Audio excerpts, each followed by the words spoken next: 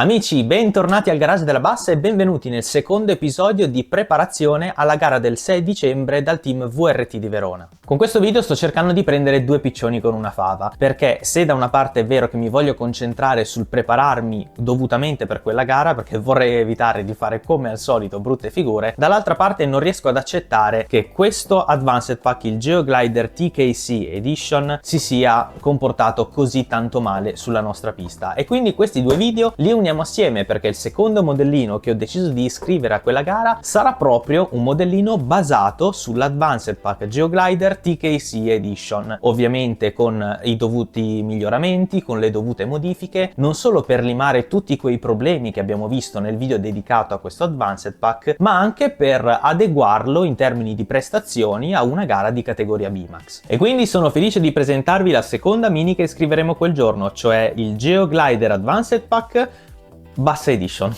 Esattamente come nello scorso video non ho intenzione di dividere il video in due parti stagne, quindi la prima parte registrata in studio e la seconda parte registrata in pista, ma ho già fatto in precedenza delle prove. Questo è stato il risultato migliore come setup che sono riuscito ad ottenere con questa mini senza snaturare troppo l'idea base che stava dietro questo Advanced Pack, e tutte queste clip che ho girato saranno inserite all'interno del video nel mentre che io parlo, quindi sarà un po' parlato mentre ci vedremo negli occhi e un po' di immagini di repertorio con una mia narrazione di fondo. Ma prima di cominciare ci tengo innanzitutto a rinnovare prima i ringraziamenti alla fumetteria Akiba di Meta in provincia di Napoli, perché come saprete sono stati loro a fornirmi a titolo completamente gratuito il Geoglider Advanced Pack per provarlo e per portarne dei video qui sul canale. Vi lascio qui sotto in descrizione il link al loro profilo Instagram, in questo modo vi sarà più facile contattarli se vorrete conoscerli, scambiare qualche parola con loro, se vorrete avere delle informazioni su come raggiungerli o vorrete proprio andare in negozio per comprare qualche ricambio o per provare la loro pista. Oltre alla fumetteria Akiba ci tengo anche a ringraziare, come di consueto, i 5 nuovi abbonati che ci sono stati questa settimana, che sono Stefano, Batcar25, Gianlu, Alex e Hades23. Grazie mille a tutti, e agli abbonati ricordo, se ancora non l'avete fatto, che su questo canale ho già fatto un video riservato agli abbonati che spiega come entrare a far parte del nuovissimo gruppo Telegram riservato ai fan della Bassa. In quel video, che dura pochi minuti, avrete quindi tutte le istruzioni necessarie per sapere come inviare la richiesta e come ricevere il link di invito per entrare a far parte di questo bellissimo gruppo. Non dovrei aver dimenticato nessuno, e quindi adesso possiamo cominciare parlando di questa Geoglider Advanced Pack TKC Edition in versione evoluta e migliorata, pronta per partecipare alla prossima gara del 6 dicembre. Direi che possiamo cominciare parlando di ciò che non è cambiato in questa Mini 4VD, e le cose sono chiare, come potete vedere dalle clip. Non è cambiato il telaio, è sempre lo stesso dell'altra volta. Non sono cambiate le gomme, che sono le stesse contenute all'interno del pack di mescola Super Hard. Non è cambiata la carrozzeria, anche se effettivamente ho dovuto fare una modifica sull'anteriore della carrozzeria, perché altrimenti non ci sarebbe stata, non si sarebbe riuscita a chiudere a causa della nuova costruzione che c'è stata all'anteriore. Non sono cambiate le alette laterali, così come neanche la disposizione e la scelta dei damper, ed è rimasto molto simile a quello originale deciso dalla Tamiya anche il concetto di costruzione del posteriore. Avrei preferito cambiare alcune barre di supporto per i roller, ma come vi dicevo all'inizio ho sempre cercato di non snaturare l'idea principale della costruzione della Mini 4VD scelta da Tamiya. Infatti, se come supporto dei roller avrei preferito utilizzare qualcos'altro, vi dico la verità, ho deciso comunque di mantenere la barra lunga, quella che raggiunge il foro adatto per i roller da 13 mm.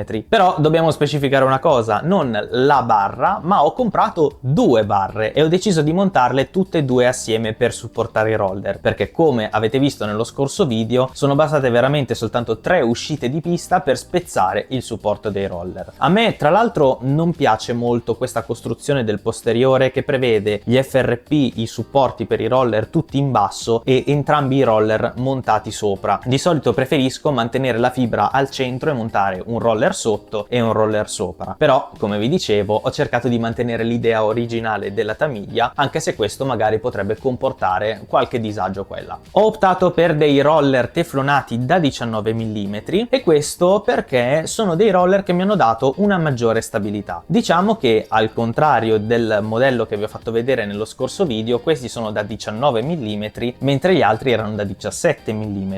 Quindi questo porta la Mini a essere giusta, secondo il regolamento in termini di larghezza, almeno al posteriore, anche se non all'anteriore, ma a quello ci arriviamo dopo. Non ricordo se ve l'ho già detto, perché non so cosa terrò, cosa taglierò da questo video, ma ho intenzione comunque, dal setup che vedete, di cambiare l'antiaggancio, e questo perché mi sono accorto che in alcuni punti, cioè nelle estremità più lontane di questa fibra, che è un FRP a banana, si sono consumate, e questo vuol dire che quindi durante la marcia in qualche occasione hanno toccato le sponde della pista. Questa cosa non va assolutamente bene, innanzitutto in termini di regolamento, perché solo i roller e gli stabilizzatori possono toccare le sponde della pista, ma a prescindere dal regolamento, avere un FRP che tocca le sponde della pista fa perdere di potenza in curva, quindi sicuramente lo cambierò e utilizzerò al suo posto una barra un po' più corta. Parlando invece dell'anteriore di questa Mini, sul lato freno non è cambiato assolutamente niente, quindi sempre spugna da 2 mm blu e sempre lo stesso FRP granchio, io lo chiamo così, montato di sotto per supportare questo tipo di freno. Per quanto riguarda invece l'anteriore, inteso come roller, c'è stato un grosso cambiamento. Infatti abbiamo deciso di eliminare completamente l'FRP banana, completamente i roller da 13 mm in plastica, e abbiamo sostituito il tutto con delle clessidre cuscinettate e gommate da 13 mm montate su una piastra che servirebbe per alloggiare i roller da 19 mm. Questo quindi ci porta ad avere un anteriore molto più stretto rispetto al posteriore, e come abbiamo visto nello scorso video, questa cosa stranamente migliora incredibilmente la stabilità della Mini dopo i salti. Ma siete curiosi di vedere come salta adesso questa Mini? E allora ecco a voi la prima clip che ho registrato ieri, che vi farà vedere da due angolazioni diverse quanto è stabile questa Mini sui salti. Prego!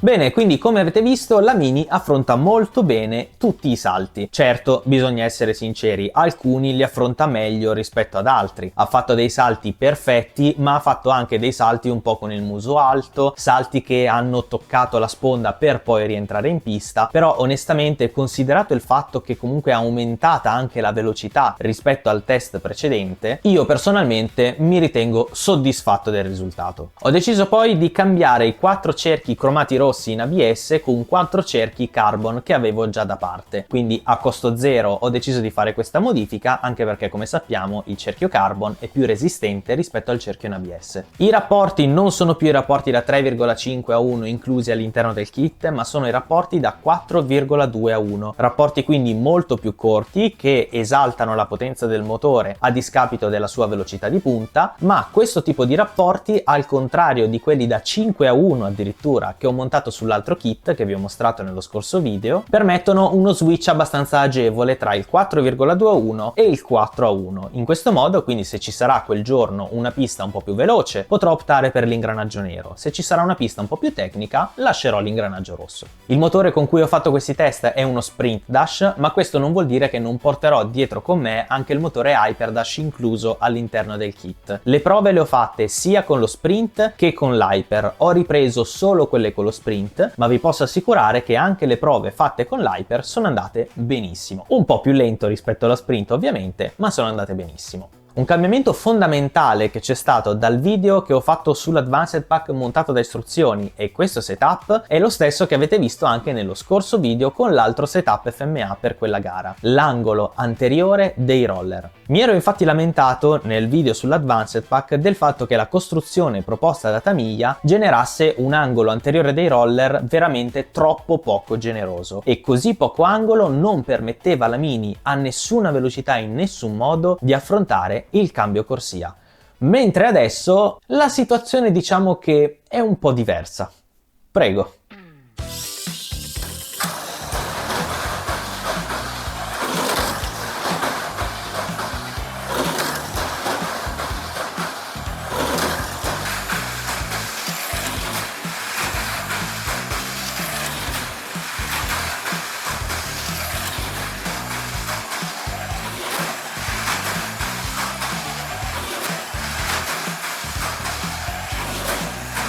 Come avete visto, la Mini adesso affronta il cambio corsia in tutta tranquillità. Infatti, per lo stesso motivo che vi ho detto nello scorso video, adesso, grazie a questo angolo anteriore dei roller molto generoso, quando la Mini tocca le sponde del cambio corsia, genera una forza che spinge il muso della Mini verso il basso. Quindi la Mini resta giù, non cerca di decollare, non ha bisogno di un ulteriore rettilineo dopo il cambio corsia per avere il tempo materiale di tornare giù ed è pronta ad affrontare qualsiasi ostacolo, inclusa la curva che vedete, subito dopo il cambio corsia. Insomma, in conclusione di questo video possiamo dire che questa Mini è tutto un altro mondo rispetto a quella che abbiamo visto nel video della serie Il miglior Advanced Pack. E voi cosa ne pensate? Fatemelo sapere qui sotto nei commenti, fate il tifo anche per lei per la prossima gara a cui parteciperemo. Io vi ringrazio per essere passati, spero di esservi stato utile e noi ci ritroviamo sempre qui nel prossimo video, al garage della Bassa.